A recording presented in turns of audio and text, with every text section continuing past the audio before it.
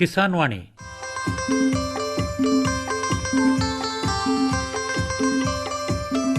ಈ ಕಾರ್ಯಕ್ರಮದ ಪ್ರಾಯೋಜಕರು ಕೃಷಿ ಮತ್ತು ರೈತ ಕಲ್ಯಾಣ ಮಂತ್ರಾಲಯ, ಭಾರತ ಸರ್ಕಾರ. ಕೋಟಿ ವಿದ್ಯೆಗಳಲ್ಲಿ ಕೃಷಿ ವಿದ್ಯೆಯೇ ಮೇಲು, ಕೋಟಿ ವಿದ್ಯೆಗಳಲ್ಲಿ ಕೃಷಿ ವಿದ್ಯೆಯೇ ಮೇಲು, ಕೋಟಿ ವಿದ್ಯೆಗಳಲ್ಲಿ ಕೃಷಿ ವಿದ್ಯೆಯೇ ಮೇಲು, ಕೋಟಿ ವಿದ್ಯೆಗಳಲ್ಲಿ ಕೃಷಿ ವಿದ್ಯೆಯೇ ಮೇಲು.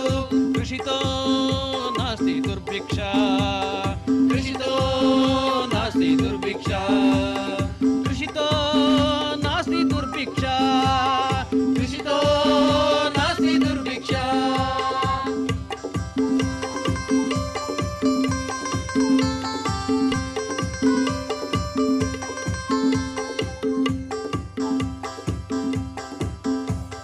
अरे अरे अरे क्या कर रहा है?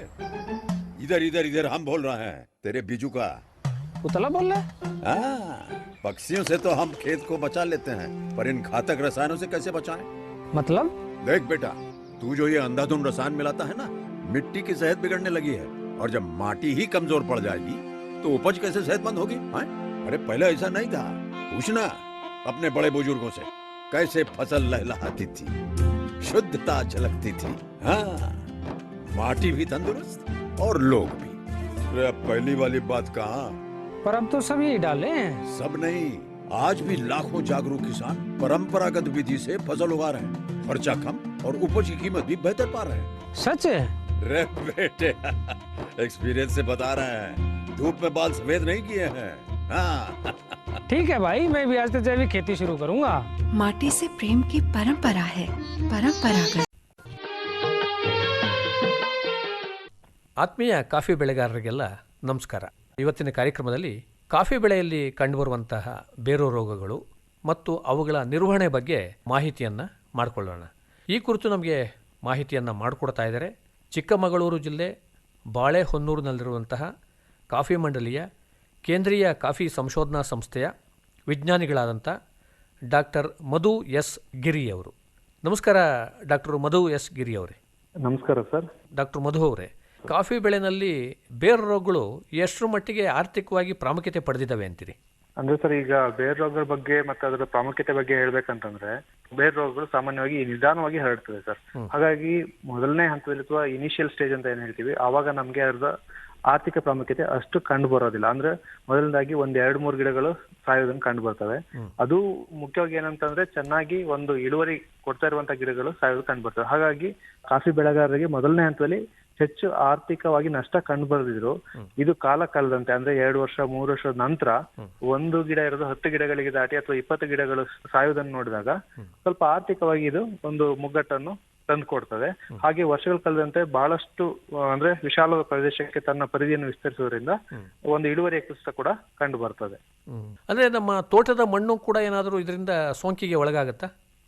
ಹೌದು ಸರ್. ಯಾಕಂತಂದ್ರೆ ಈ ಒಂದು ರೋಗಕಾರಕ ಜೀವಿಗಳು ಅಥವಾ ಈ ರೋಗಾಣು ಶಿಲೀಂಧ್ರಗಳು ಮಣ್ಣಿನಲ್ಲೇ ವಾಸಿಸೋದ್ರಿಂದ ಮಣ್ಣಿನಲ್ಲಿ ಹಾಗೆ ಅವು ಉಳ್ಕೊಂಡಿರ್ತವೆ. ಅಂದ್ರೆ ಈ ಕೊಳೆತಿರುವಂತಹ ಮರದ ದಿಮ್ಮಿಗಳಿರ್ಬೋದು ಅಥವಾ ಬಡ್ಡೆಗಳು ಕೊಳೆತಿರೋದ್ರಿಂದ ಅದರಲ್ಲೇ ಉಳ್ಕೊಂಡ್ಬಿಟ್ಟು ಅವು ಮಣ್ಣಿನಲ್ಲೇ ವಾಸ್ತಾ ಇರ್ತವೆ ಸರ್. ಹಾಗಾಗಿ ಮಣ್ಣಿಂದ ಕೂಡ ಈ ಸೋಂಕು ಕೂಡ ಹರಡುತ್ತೆ ಸರ್. ಇದು ಅಂದ್ರೆ ಸಾಕಷ್ಟು ಆರ್ಥಿಕವಾಗಿ ಈ ಬೇರು ರೋಗಗಳು ಪ್ರಾಮುಖ್ಯತೆ ಪಡೆದಿದ್ದಾವೆ. ಆದರೆ ನಮಗೆ ತಕ್ಷಣಕ್ಕೇ ಗೋಚರ ಆಗಲ್ಲ, ಕ್ರಮೇಣವಾಗಿ ಇವುಗಳ ಪರಿಣಾಮ ನಮಗೆ ಕಂಡು ಬರುತ್ತೆ. ಆರ್ಥಿಕವಾಗಿಯೂ ಕೂಡ ಇದು ನಷ್ಟವನ್ನು ಉಂಟು ಮಾಡುತ್ತೆ, ನಮ್ಮ ಗಿಡಗಳ ಒಂದು ಸಾವಿಗೂ ಕೂಡ ಇದು ಕಾರಣ ಆಗುತ್ತೆ. ಹೌದು ಸರ್, ಹೌದೌದು. ಅಂದ್ರೆ ಇಳುವರಿ ಬರ್ತಾ ಇರುವಂತ ಗಿಡಗಳನ್ನ ಜಾಸ್ತಿ ಇವು ಸೋಂಕು ಉಂಟು ಮಾಡೋದ್ರಿಂದ ಕಾಲಕ್ರಮೇಣ ಇದರ ಒಂದು ಆರ್ಥಿಕ ನಷ್ಟ ನಮ್ಗೆ ಅನುಭವ ಬರ್ತದೆ. ಈ ಕಾಫಿ ಬೆಳೆಗೆ ಬರುವಂತ ಬೇರು ರೋಗದ ವಿಧಗಳು ಯಾವ್ಯಾವು ಅಂತೀರಿ? ಸರ್, ಮುಖ್ಯವಾಗಿ ನಮ್ಮ ದೇಶದಲ್ಲಿ 3 ರೀತಿಯಾದಂತಹ ಒಂದು ಬೇರು ರೋಗಗಳು ಕಂಡು ಬರ್ತವೆ.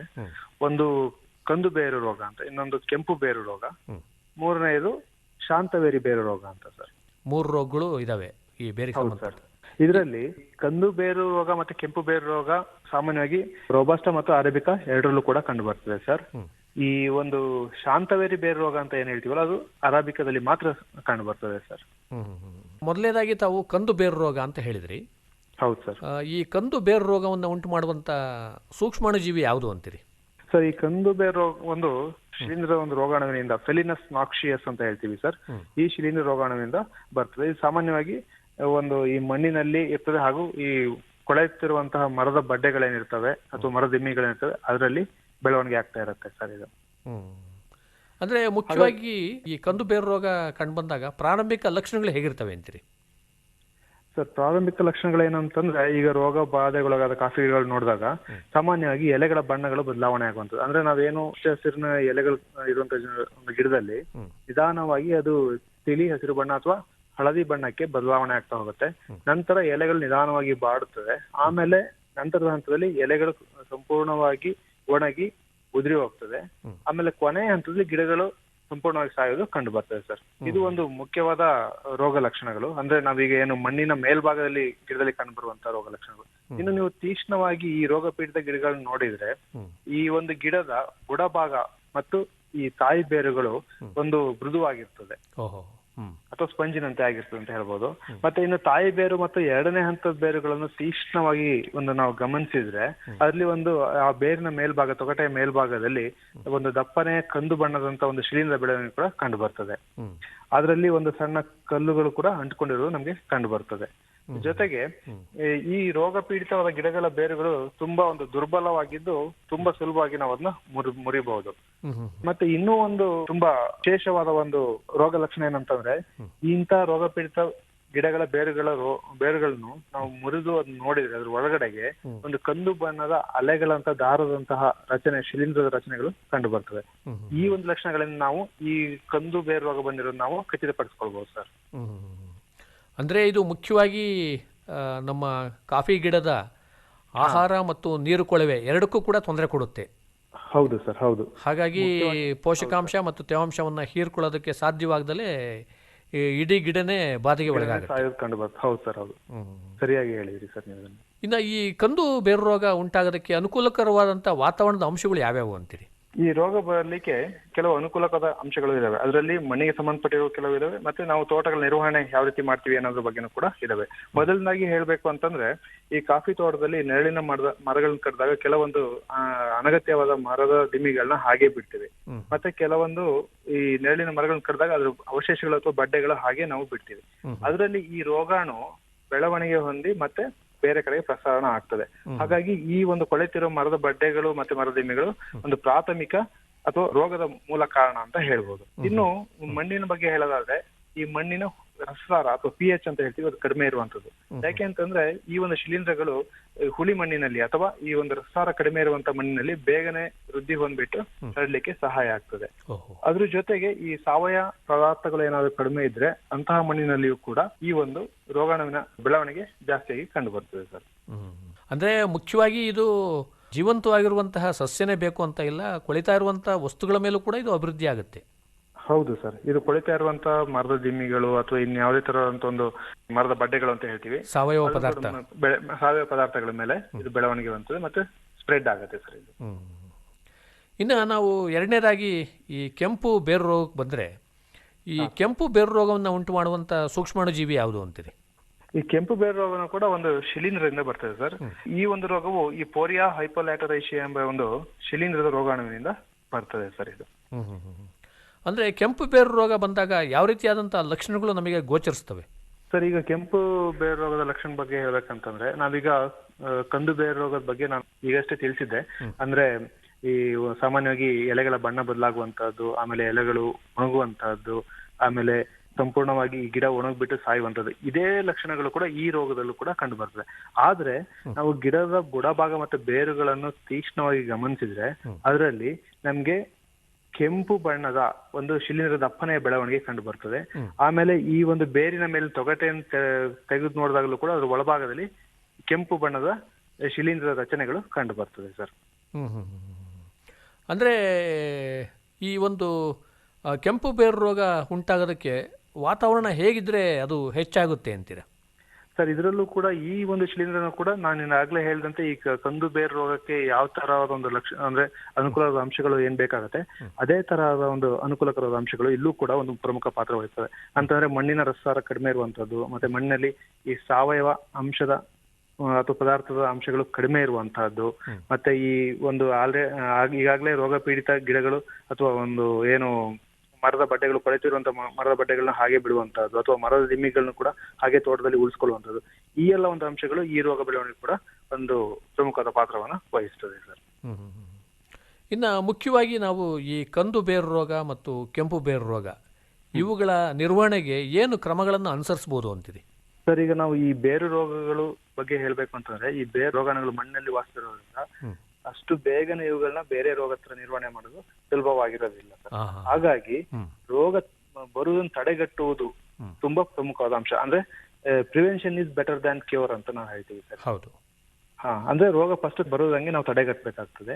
ಅದು ಯಾವ ತರ ಮಾಡ್ಬೇಕು, ಅದಕ್ಕೆ ಒಂದು ಪ್ರಮುಖವಾದ ಒಂದು ಕ್ರಮ ಏನು ಅಂತಂದ್ರೆ, ಈ ನೆರಳೆ ಮರಗಳನ್ನ ಕಡಿದ ನಂತರ ಅದ್ರದ್ದು ಬಡ್ಡೆ ಏನ್ ಉಳಿಯುತ್ತೆ ಸರ್, ಅದ್ರ ತಕ್ಷಣವಾಗಿ ಆ ಬಡ್ಡೆಗಳಿಗೆ 10% ಬೋರ್ಡೋ ಪೇಸ್ಟ್ ಸಂಪೂರ್ಣವಾಗಿ ಅದ್ರ ಮೇಲೆ ಲೇಪನ ಮಾಡ್ಬೇಕು ಸರ್.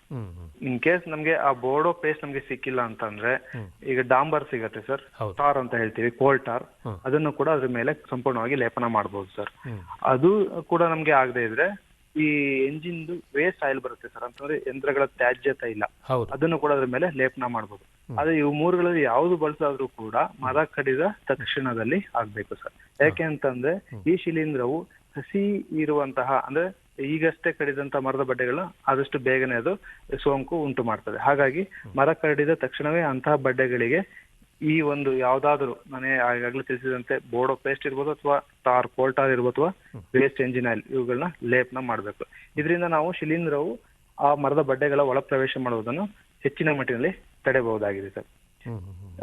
ಇನ್ನೊಂದು ಹಂತ ನೆಕ್ಸ್ಟ್ ಏನಂತಂದ್ರೆ, ಈಗ ತೋಟದಲ್ಲಿ ಕಾಫಿ ಗಿಡಗಳ ಅಥವಾ ನೆರಳಿನ ಮರಗಳು ಕೆಲವೊಂದಷ್ಟು ಸೋಂಕು ಉಂಟಾಗಿರುತ್ತೆ, ರೋಗ ಬಂದಿರುತ್ತೆ, ಅಂತದ್ನ ಸಾಧ್ಯವಾದಷ್ಟು ಮಟ್ಟಿಗೆ ತೆಗೆದುಹಾಕ್ಬೇಕು. ಅಂತಂದ್ರೆ ಈ ಸಣ್ಣ ಸಣ್ಣ ನೆರಳಿನ ಮರಗಳಿದ್ರೆ ಅವುಗಳನ್ನ ಬೇರ್ ಸಮೇತ ಕಿತ್ತಾಕ್ಬೇಕಾಗುತ್ತೆ. ಆದ್ರೆ ಕಾಫಿ ಗಿಡಗಳು ಸೋಂಕು ಉಂಟಾಗಿದ್ರೆ ಅವುಗಳನ್ನ ಸಂಪೂರ್ಣವಾಗಿ ಬೇರ್ ಸಮೇತ ಕಿತ್ತು ಒಂದು ಸುಟ್ಟು ಹಾಕ್ಬೇಕಾದ್ರೆ ತೋಟದಿಂದ ಹೊರಗಡೆ ಹಾಕ್ಬೇಕಾಗ್ತದೆ.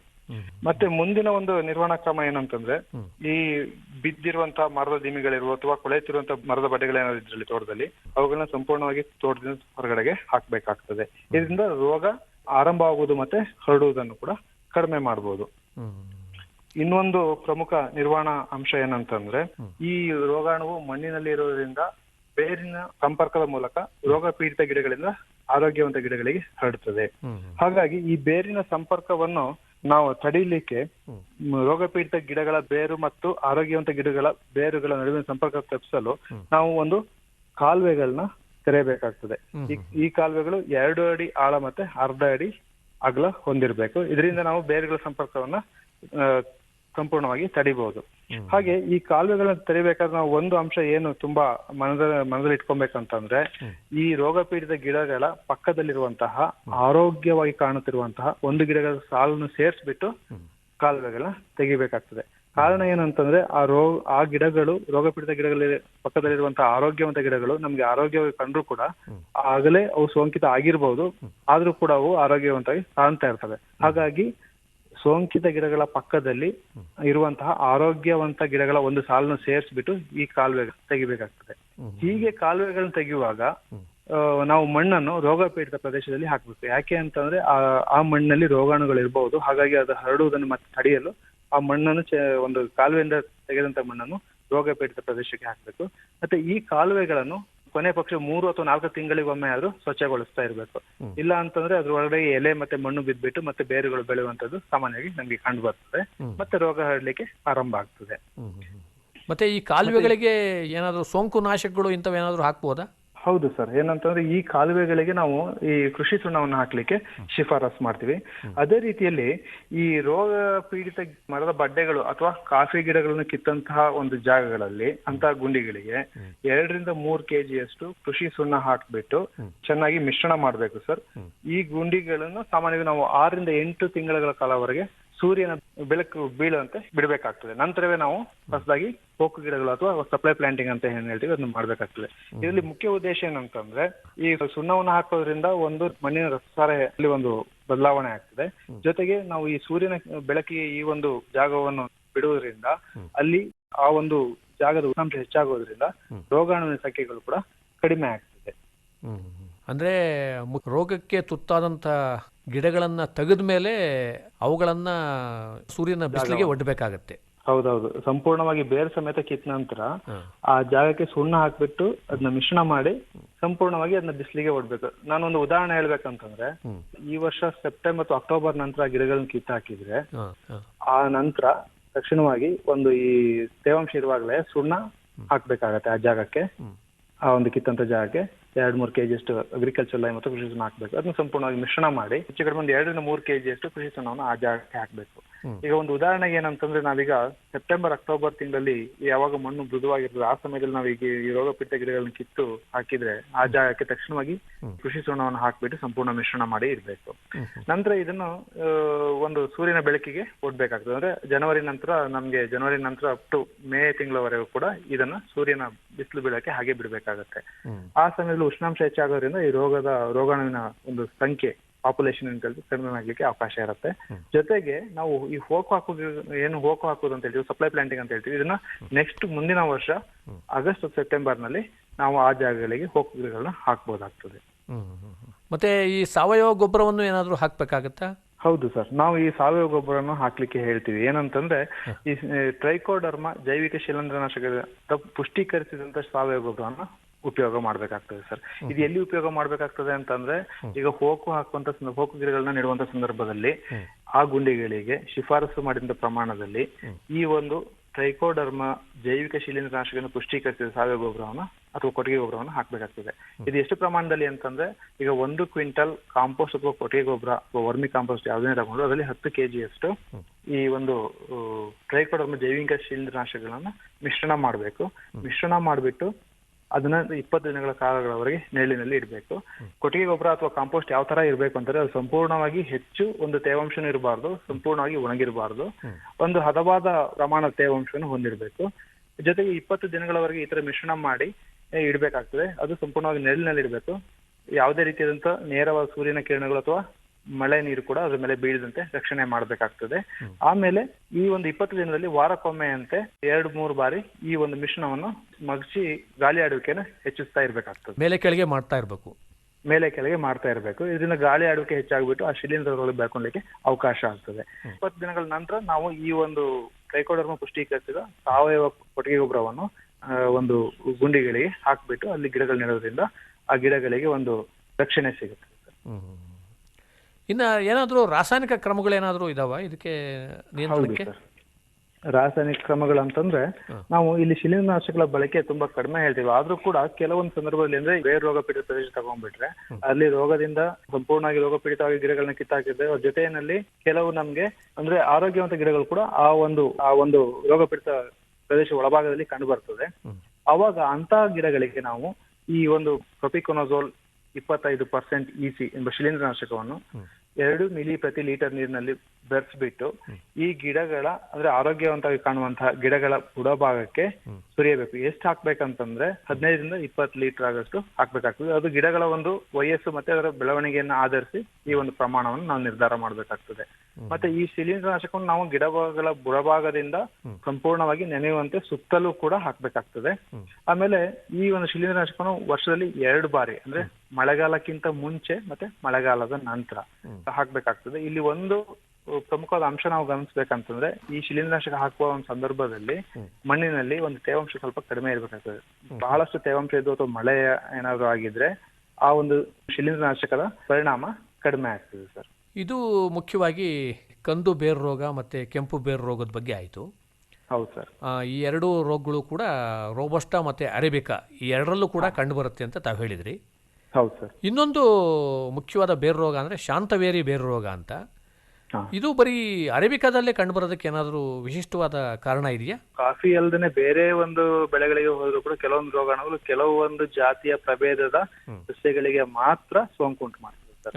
ನಾವು ಈ ಒಂದು ಏನು ಶಾಂತವೇರಿ ರೋಗ ಈ ಫಿಸೇರಿಯಂ ಆಕ್ಸಿಸ್ಪೋರಂ ಫಾರ್ಮಾಸ್ಪೀಷಿಯಸ್ ಕಾಫಿ ಎಂಬ ಶಿಲೀಂಧ್ರದಿಂದ ಬರ್ತದೆ ಸರ್. ಈ ಶಿಲೀಂಧ್ರ ಕೇವಲ ಈ ಒಂದು ಅರೇಬಿಕಾ ತಳಿಯ ಗಿಡಗಳನ್ನ ಮಾತ್ರ ಬಾಧೆ ಮಾಡುವಂತ ಒಂದು ಶಕ್ತಿ ಅದಕ್ಕಿದೆ ಸರ್. ಹಾಗಾಗಿ ಕೇವಲ ಅರೇಬಿಕಾದಲ್ಲಿ ಮಾತ್ರ ಈ ರೋಗಗಳನ್ನ ಇಲ್ಲಿವರೆಗೆ ಕಂಡು ಬಂದಿದೆ ಸರ್. ಮುಖ್ಯವಾಗಿ ಇದು ಸೊರಗು ರೋಗವನ್ನ ಉಂಟು ಮಾಡುವಂತ ಒಂದು ಶಿಲೀಂಧ್ರ ಅಂತ ಹೇಳ್ಬೋದು. ಹೌದು ಸರ್. ಬೇರೆ ಬೆಳೆಗಳಲ್ಲಿ ಕೂಡ ಈ ಫಿಸೇರಿಯಂ ಅನ್ನುವಂತ ಶಿಲೀಂಧ್ರ ಸೊರಗು ರೋಗಗಳನ್ನ ಉಂಟು ಮಾಡ್ತದೆ. ಈ ಟೊಮ್ಯಾಟೊ ಅಥವಾ ನಾವು ಏನು ಬದನೆಕಾಯಿ ಎಲ್ಲ ಹೇಳ್ತೀವಿ, ಬದನೆಕಾಯಿ ಇದ್ರಲ್ಲೆಲ್ಲ ಕೂಡ ಇದು ಒಂದು ಸೊರಗು ರೋಗನ ಉಂಟು ಮಾಡ್ತದೆ ಸರ್. ಅಂದ್ರೆ ಈ ಶಾಂತವೇರಿ ಬೇರು ರೋಗ ಬಂದಿದೆ ಅಂತ ಹೇಗೆ ತಿಳ್ಕೋಬಹುದು? ಈ ಲಕ್ಷಣಗಳು ಹೇಗಿರ್ತವೆ ಅಂತೀರಾ ಸರ್? ಈ ರೋಗ ಲಕ್ಷಣದ ಬಗ್ಗೆ ಮುಖ್ಯವಾಗಿ ಹೇಳ್ಬೇಕಂತಂದ್ರೆ ಮೊದಲು 2 ಬೇರು ರೋಗದಲ್ಲಿ ನಾವೇನ್ ಹೇಳ್ತಿದ್ವಿ, ಗಿಡಗಳು ನಿಧಾನವಾಗಿ ಸೊರಗ್ತದೆ, ಆಮೇಲೆ ನಂತರ ಒಣಗ್ಬಿಟ್ಟು ಸಾಯುತ್ತೆ ಅಥವಾ ಒಂದು ಬಣ್ಣದಲ್ಲಿ ಬದಲಾವಣೆ ಆಗ್ತದೆ. ಅದು ನಿಧಾನಗತಿಯ ಒಂದು ಲಕ್ಷಣ ಅಂತ ಹೇಳ್ಬೋದು ಸರ್. ಬಟ್ ಈ ಒಂದು ಶಾಂತವೇರಿ ಬೇರು ರೋಗದ ಬಗ್ಗೆ ಹೇಳ್ಬೇಕಂತಂದ್ರೆ, ರೋಗ ಪೀಡಿತ ಗಿಡಗಳು ಆದಷ್ಟು ಬೇಗವಾಗಿ ಬಣ್ಣವನ್ನು ಬದಲಾಯಿಸ್ಬಿಟ್ಟು ಅವು ಬೇಗನೆ ಒಣಗೋಗ್ತವೆ ಸರ್. ಬೇಗನೆ ಸೊರಗ್ಬಿಟ್ಟು ಎಲೆಗಳು ಉದುರ್ಬಿಟ್ಟು ತಕ್ಷಣವಾಗಿ ಗಿಡಗಳು ಸಾಯೋದನ್ನು ಕಂಡು ಬರ್ತವೆ ಸರ್ ಇದರಲ್ಲಿ. ಮತ್ತೆ ಇನ್ನೊಂದೇನಂತಂದ್ರೆ ಪ್ರಮುಖವಾದ ಅಂಶ ಈ ರೋಗ ಲಕ್ಷಣ ಅಂತಂತಂದ್ರೆ, ಈ ರೋಗ ಪೀಡಿತ ಬೇರುಗಳನ್ನ ಅಡ್ಡಲಾಗಿ ನಾವು ಸೀಲ್ ನೋಡಿದಾಗ ಅದರಲ್ಲಿ ಈ ಅಂಗಾಂಶಗಳು ಒಳಭಾಗದ ಅಂಗಾಂಶಗಳು ತಿಳಿ ಗುಲಾಬಿ ಬಣ್ಣಕ್ಕೆ ತಿರುಗಿರೋದು ಕಂಡು ಬರ್ತದೆ. ಅದ್ರ ಜೊತೆಯಲ್ಲಿ ಈ ಬೇರುಗಳ ಬಣ್ಣಗಳು ಅಂತಂದ್ರೆ ಬೇರುಗಳ ಮೇಲಿನ ತೊಗಟೆಯನ್ನು ತೆಗೆದು ನೋಡಿದ್ರೆ ಅದರಲ್ಲೂ ಕೂಡ ಅಂಗಾಂಶಗಳು ತನ್ನ ಬಣ್ಣವನ್ನು ಬದಲಾಯಿಸಿರುವುದನ್ನು ಕಂಡು ಬರ್ತದೆ ಸರ್.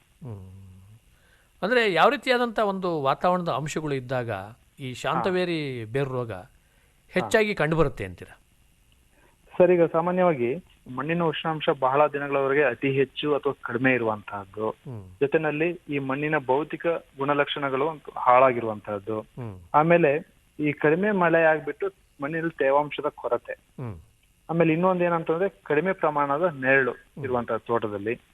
ಇನ್ನು ಕೊನೆಯದಾಗಿ ನಿಮ್ಗೆ ಹೇಳ್ಬೇಕಂತಂದ್ರೆ ಈ ಬೇರುಗಳಲ್ಲಿ ಯಾವ್ದಾದ್ರು ಒಂದು ಕಾರಣಗಳಿಂದ ಗಾಯಗಳಾಗಿರುವಂಥದ್ದು, ಆ ಗಾಯಗಳ ಮೂಲಕ ಶಿಲೀಂಧ್ರಗಳು ಗಿಡದ ಒಳಭಾಗವನ್ನು ಅಥವಾ ಒಂದು ಬೇರುಗಳ ಒಳಭಾಗವನ್ನು ಪ್ರವೇಶಿಸಿಬಿಟ್ಟು ಸೋಂಕು ಉಂಟು ಮಾಡ್ತದೆ. ಅಂದ್ರೆ ನಾವೇನಾದ್ರೂ ಬೇಸಾಯ ಕ್ರಮಗಳನ್ನ ಕೈಗೊಳ್ಳುವಾಗ ಬೇರುಗಳಿಗೆ ಗಾಯ ಆಗಿದ್ರೆ ಅಲ್ಲೂ ಕೂಡ ಪ್ರವೇಶ ಪಡೆಯುತ್ತವೆ. ಹೌದು ಸರ್. ಬೇಸಾಯ ಕ್ರಮಗಳನ್ನು ಮಾಡ್ಬೇಕಾದ್ರೆ ಏನಾದ್ರೂ ಬೇರುಗಳಿಗೆ ಗಾಯ ಮಾಡಿದ್ದಲ್ಲಿ ಅಂತ ಸಂದರ್ಭದಲ್ಲಿ ಈ ಮಣ್ಣಿನಲ್ಲಿರುವಂತಹ ಈ ಒಂದು ಶಿಲೀಂಧ್ರ ಬೇರುಗಳಿಗೆ ಸೋಂಕನ್ನು ಉಂಟು ಮಾಡಿಬಿಟ್ಟು ಒಳ ಪ್ರವೇಶಿಸಿ ನಂತರ ಗಿಡವನ್ನು ಸಾಯಲಿಕ್ಕೆ ಕಾರಣವಾಗ್ತದೆ. ಇನ್ನು ಈ ಶಾಂತವೇರಿ ಬೇರು ರೋಗದ ನಿರ್ವಹಣಾ ಕ್ರಮಗಳು ಏನೇನು ಅಂತೀರಿ? ಸರ್, ಈ ಶಾಂತವೇರಿ ಬೇರು ರೋಗದ ನಿರ್ವಹಣಾ ಕ್ರಮಗಳಿಗೆ ಬಂದ್ರೆ ಮೊಟ್ಟ ಮೊದಲನೇದಾಗಿ ಈ ರೋಗ ಪೀಡಿತ ಗಿಡಗಳನ್ನ ಹುಡುಕ್ಬಿಟ್ಟು ಅದನ್ನ ಕಿತ್ಬಿಟ್ಟು ಸಂಪೂರ್ಣವಾಗಿ ಸುಟ್ಟಾಕ್ಬೇಕು. ಯಾಕಂತಂದ್ರೆ ಈ ರೋಗ ಪೀಡಿತ ಗಿಡಗಳನ್ನ ಹುಡುಕ್ಬಿಟ್ಟು ಕಿತ್ತಾಕೋದ್ರಿಂದ ರೋಗ ಹರಡೋದನ್ನ ಮೂಲವನ್ನ ನಾವು ಕಡಿಮೆ ಮಾಡಬಹುದು. ಇನ್ನು ಎರಡನೇದಾಗಿ ಹೇಳ್ಬೇಕಂತಂದ್ರೆ ಗಿಡಗಳಿಗೆ ಸಮತೋಲಿತವಾದ ಗೊಬ್ಬರಗಳನ್ನು ಅಥವಾ ಪೋಷಕಾಂಶಗಳನ್ನು ಒದಗಿಸೋದ್ರಿಂದ, ಅಂದ್ರೆ ನಮ್ಗೆ ಸರಿಯಾದ ಪ್ರಮಾಣದಲ್ಲಿ ಸರಿಯಾದ ಒಂದು ಕಾಲದಲ್ಲಿ ಗೊಬ್ಬರಗಳನ್ನು ಕೊಡೋದ್ರಿಂದ ಈ ಗಿಡಗಳ ರೋಗ ನಿರೋಧಕ ಶಕ್ತಿ ಹೆಚ್ಚಾಗ್ತದೆ. ಈ ಗಿಡಗಳ ಬೆಳವಣಿಗೆ ಜಾಸ್ತಿ ಆಗ್ಬಿಟ್ಟು ಈ ರೋಗದ ಸೋಂಕು ಕೂಡ ಕಡಿಮೆ ಆಗುವಂತ ಒಂದು ಸಂದರ್ಭ ಇರ್ತದೆ. ಇನ್ನು ಸಾವಯವ ಗೊಬ್ಬರವನ್ನು ನಾವು ಚೆನ್ನಾಗಿ ಹಾಕ್ಬೇಕು. ಸಾವಯವ ಗೊಬ್ಬರವನ್ನು ಹಾಕೋದ್ರಿಂದ ಜೊತೆಯಲ್ಲಿ ಬೆನಿಫಿಷಿಯಲ್ ಮೈಕ್ರೋಬ್ಸ್ ಅಂತ ಏನ್ ಹೇಳ್ತೀವಿ, ಅಂದ್ರೆ ನಮ್ಗೆ ಅನುಕೂಲ, ಅಂದ್ರೆ ನಮ್ಗೆ ಒಂದು ಉಪಯೋಗವಂತ ಸೂಕ್ಷ್ಮಾಣುಜೀವಿಗಳ ಬೆಳವಣಿಗೆ ಜಾಸ್ತಿ ಆಗೋದ್ರಿಂದ ಗಿಡಗಳಿಗೆ ರೋಗ ನಿರೋಧಕ ಶಕ್ತಿ ಹೆಚ್ಚಾಗ್ತದೆ. ಅದರಿಂದ ಕೂಡ ರೋಗ ಕಡಿಮೆ ಆಗ್ಲಿಕ್ಕೆ ಅವಕಾಶ ಇರುತ್ತೆ ಸರ್. ಮತ್ತೆ ಶಿಫಾರಸು ಮಾಡಿದಂತಹ ಕೃಷಿ ಸುಣ್ಣವನ್ನು ಮಣ್ಣಿಗೆ ಹಾಕುವಂತದ್ದು. ಅಂದ್ರೆ ಈಗ ನಾವು ಸಾಯಿಲ್ ಟೆಸ್ಟ್ ಬೇಸಿಸ್ ಮೇಲೆ ಏನ್ ನಾವು ಸುಣ್ಣ ಹಾಕ್ತೀವಿ ಅದನ್ನ 2 ಅಥವಾ 3 ವರ್ಷಕ್ಕೊಮ್ಮೆ ಆ ಒಂದು ಶಿಫಾರಸು ಮಾಡಿದಂತಹ ಕೃಷಿ ಸುಣ್ಣವನ್ನು ಮಣ್ಣಿಗೆ ಸರಿಯಾದ ಪ್ರಮಾಣದಲ್ಲಿ ಸರಿಯಾದ ಕಾಲದಲ್ಲಿ ಹಾಕ್ಬೇಕಾಗ್ತದೆ. ಇದರಿಂದ ಈ ಮಣ್ಣಿನ ಒಂದು ರಸಸಾರ ಹೆಚ್ಚಾಗ್ತದೆ. ರಸಸಾರ ಹೆಚ್ಚಾಗೋದ್ರಿಂದ ಈ ಒಂದು ಶಿಲೀಂಧ್ರಗಳ ಬೆಳವಣಿಗೆ ಕುಂಠಿತ ಆಗ್ತಾ ಹೋಗುತ್ತೆ. ಇದರಿಂದ ರೋಗದ ಬೆಳವಣಿಗೆ ಕೂಡ ಕಡಿಮೆ ಆಗ್ತದೆ. ಇನ್ನೂ ಒಂದು ಮುಖ್ಯವಾದ ಅಂಶ ಏನಂತಂದ್ರೆ, ಈ ಕೆಲವೊಂದು ಜಾಗಗಳಲ್ಲಿ ತುಂಬಾ ಅತಿಯಾದ ಗಾಳಿ ಬೀಸ್ತಾ ಇರುತ್ತೆ. ಅಂತ ಜಾಗದಲ್ಲಿ ಈ ನಮ್ಮ ಕಾಫಿ ಗಿಡವನ್ನು ರಕ್ಷಣೆ ಮಾಡಲು ತೋಟದ ಅಂಚಿನಲ್ಲಿ ಕೆಲವು ಗಾಳಿಯನ್ನು ತಡೆಯುವಂತ ಶಕ್ತಿ ಇರುವಂತ ಮರಗಳನ್ನ ಬೆಳೆಸಬೇಕಾಗ್ತದೆ. ಇದರಿಂದ ಕೂಡ ಈ ರೋಗದ ಒಂದು ತೀವ್ರತೆ ಕೂಡ ಕಡಿಮೆ ಮಾಡಬಹುದು. ಮತ್ತೆ ಈ ಆಗ್ಲೇ ಹೇಳ್ದೆ ನೆರಳು ಕಡಿಮೆ ಇದ್ರೂ ಕೂಡ ಈ ರೋಗ ಜಾಸ್ತಿ ಆಗುತ್ತೆ ಅಂತ. ಹಾಗಾಗಿ ಸೂಕ್ತ ಪ್ರಮಾಣದ ನೆರಳಿನ ಮರಗಳಿರುವಂತೆ ನಾವು ತೋಟದಲ್ಲಿ ನೋಡ್ಬೋದು. ಇದರಿಂದ ಸರಿಯಾದ ನೆರಳ ನಿರ್ವಹಣೆ ಮಾಡೋದ್ರಿಂದ ಈ ರೋಗದ ಒಂದು ತೀವ್ರತೆ ಕೂಡ ಕಡಿಮೆ ಆಗ್ತದೆ. ಈಗ ರೋಗ ಪೀಡಿತ ಪ್ರದೇಶಗಳಲ್ಲಿ ನಾವೀಗ ಹೋಗು ಹಾಕುವಂತ ಸಂದರ್ಭದಲ್ಲಿ ಅಥವಾ ಹೊಸದಾಗಿ ಗಿಡ ನೆಡುವಂತ ಸಂದರ್ಭದಲ್ಲಿ ರೋಬಸ್ಟಾ ಬೇರುಗಳನ್ನು ಹೊಂದಿರುವ ಮತ್ತು ಅರಬಿಕಾ ಸಯಾನ್ ಅನ್ನು ಹೊಂದಿರುವಂತಹ ಕಸಿ ಕಟ್ಟಿದ ಗಿಡಗಳನ್ನ ನೆಡುವುದು ತುಂಬಾ ಸೂಕ್ತ. ಇದೊಂದು ಇಕೋ ಫ್ರೆಂಡ್ಲಿ ಮ್ಯಾನೇಜ್ಮೆಂಟ್ ಪ್ರಾಕ್ಟೀಸ್ ಅಥವಾ ಅಂತಂದ್ರೆ ಪ್ರಕೃತಿಗೆ ಪೂರಕವಾದ ನಿರ್ವಹಣಾ ಕ್ರಮ ಅಂತ ಹೇಳ್ತೀವಿ. ಯಾಕಂತಂದ್ರೆ ಇಲ್ಲಿ ಕೆಮಿಕಲ್ ಅಥವಾ ರಾಸಾಯನಿಕ ಬಳಸೋದನ್ನ ಕಡಿಮೆ ಮಾಡಬಹುದಾಗಿದೆ. ಯಾಕೆ ಅಂತಂದ್ರೆ ಈ ಒಂದು ರೋಗ ಕೇವಲ ಅರಬಿಕಕ್ಕೆ ಬರ್ತದೆ ಅಂತ, ರೋಬಸ್ಟಲ್ಲಿ ಈ ರೋಗ ಬರೋದಿಲ್ಲ ಅಂತ. ಹಾಗಾಗಿ ರೋಬಸ್ಟಾ ಬೇರುಗಳನ್ನು ಹೊಂದಿರುವಂತಹ ಈ ಅರಬಿಕಾ ಸಯಾನ್ ಹೊಂದಿರುವಂತಹ ಕಸಿ ಕಟ್ಟಿರುವಂತಹ ಗಿಡಗಳು ನೆಡೋದ್ರಿಂದ ಈ ರೋಗಾಣು ಈ ಬೇರುಗಳನ್ನ ಒಂದು ಸೋಂಕು ಉಂಟು ಮಾಡ್ಲಿಕ್ಕೆ ಸಾಧ್ಯ ಆಗೋದಿಲ್ಲ. ಹಾಗಾಗಿ ನೀವು ಅರಬಿಕಾ ಗಿಡಗಳನ್ನೇ ಬೆಳೆಸ್ಕೊಬಹುದು. ಈ ಒಂದು ಕಸಿ ಕಟ್ಟಿರುವಂತಹ ಗಿಡಗಳಲ್ಲಿ ನೀವು ಅರಬಿಕಾ ಬೆಳೆಯನ್ನು ಕೂಡ ತೆಗಿಬಹುದು. ಹಾಗಾಗಿ ಇಲ್ಲಿ ಯಾವುದೇ ರಾಸಾಯನಿಕ ಕೂಡ ಬಳಕೆ ಆಗೋದಿಲ್ಲ. ಈಗ ರೋಗ ಪೀಡಿತ ಗಿಡದ ಪಕ್ಕದಲ್ಲಿ ಆರೋಗ್ಯವಂತ ಗಿಡಗಳು ಇರ್ತವೆ ಸರ್. ಅದಕ್ಕೆ ನಾವು ರೋಗ ಹರಡದಂತೆ ಮಾಡ್ಲಿಕ್ಕೆ ಕೆಲವೊಂದು ಶಿಲೀಂಧ್ರ ನಾಶಕ ದ್ರಾವಣಗಳನ್ನ ಹಾಕಬೇಕಾಗ್ತದೆ. ನಾನು ಈಗಾಗಲೇ ಹೇಳಿದೆ, ಈ ಪ್ರೋಪಿಕೋನೋಜೋಲ್ 25% EC ಒಂದು ಶಿಲೀಂಧ್ರ ನಾಶಕವನ್ನು 2 ಮಿಲಿ ಪ್ರತಿ ಲೀಟರ್ ನೀರಿನಲ್ಲಿ ಬೆರೆಸಿ ಒಂದು ಗಿಡಕ್ಕೆ 15 ರಿಂದ 20 ಲೀಟರ್ ಈ ಶಿಲೀಂಧ್ರ ನಾಶಕವನ್ನ ಹಾಕ್ಬೇಕಾಗ್ತದೆ. ಅಂದ್ರೆ ರೋಗ ಪೀಡಿತ ಪಕ್ಕದಲ್ಲಿರುವಂತಹ ಆರೋಗ್ಯವಂತ ಗಿಡಗಳ ಬುಡಭಾಗಕ್ಕೆ ಇವನ್ನ ಸುರಿಬೇಕು. ಚೆನ್ನಾಗಿ ತೊಯ್ಯುವಂತೆ ಅಂದ್ರೆ ಮಣ್ಣು ನೆನೆಯುವಂತೆ ಸುರಿಬೇಕಾಗ್ತದೆ. ವರ್ಷದಲ್ಲಿ 1, 2 ಅಥವಾ 3 ಸರಿ ಈ ಒಂದು ದ್ರಾವಣನ ಕೊಡ್ಬೇಕಾಗ್ತದೆ.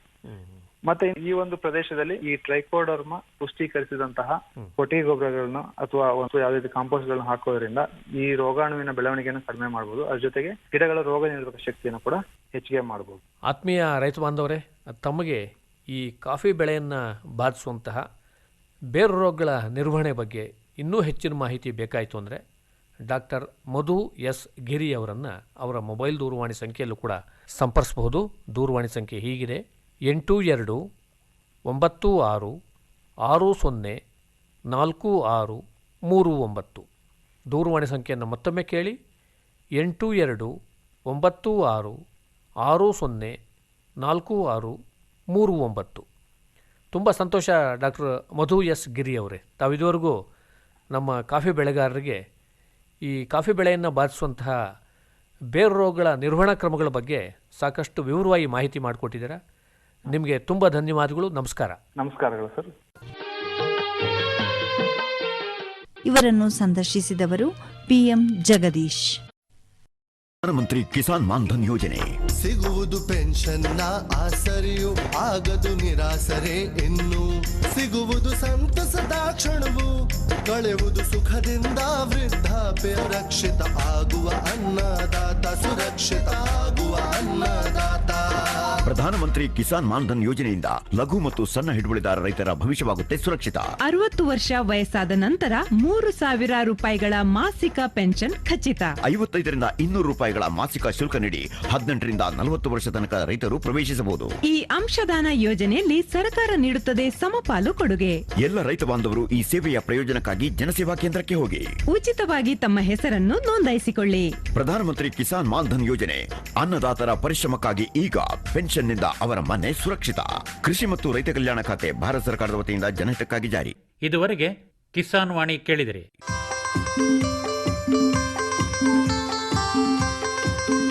ಕಾರ್ಯಕ್ರಮವನ್ನು ಪ್ರಾಯೋಜಿಸಿದವರು ಕೃಷಿ ಮತ್ತು ರೈತ ಕಲ್ಯಾಣ ಮಂತ್ರಾಲಯ, ಭಾರತ ಸರ್ಕಾರ. ಕೋಟಿ ವಿದ್ಯೆಗಳಲ್ಲಿ ಕೃಷಿ ವಿದ್ಯೆಯೇ ಮೇಲು. ಕೋಟಿ ವಿದ್ಯೆಗಳಲ್ಲಿ ಕೃಷಿ ವಿದ್ಯೆಯೇ ಮೇಲು.